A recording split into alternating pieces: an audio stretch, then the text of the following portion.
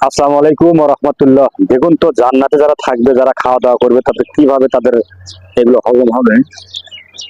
জাবের রাদিয়াল্লাহু তাআলা আনহু থেকে বর্ণিত, রাসূল সাল্লাল্লাহু আলাইহি সাল্লাম বলেছেন যে জান্নাতে খাবে, পান করবে এবং তাদের নাক দিয়ে সিগান বের হবে না।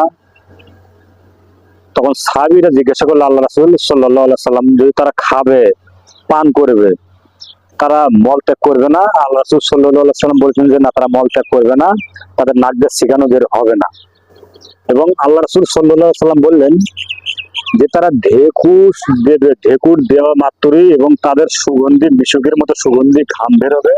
এই সুগন্ধি ঘাম বের হওয়ার কারণে, ঢেকুর দেওয়ার কারণে তাদের হজম হয়ে যাবে, তাদেরকে মল ত্যাগ করার কোনো প্রয়োজন নাই। এবং আল্লাহ তাদেরকে তার দয়া দিয়ে অবতরণ করবে শ্বাস নিঃশ্বাস, অর্থাৎ তারা শ্বাস নিঃশ্বাস এবং ঘামের মাধ্যমে, ঢেকুরের মাধ্যমে তাদের খাবার, তাদের আহার যেগুলো করবে সেগুলো হজম হয়ে যাবে। সম্মানিত উপস্থিতি, আমি আপনাকে বলতে চাচ্ছিলাম, জান্নাত এমন একটা জিনিস যেখানে মানুষ গেলে আর কখনো ফিরে আসতে চাবে না।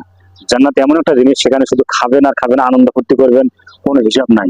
জান্নাতে কেউ মরবেও না, কেউ বাঁচবে, কেউ মরবেও না, কেউ অসুস্থ হবে না।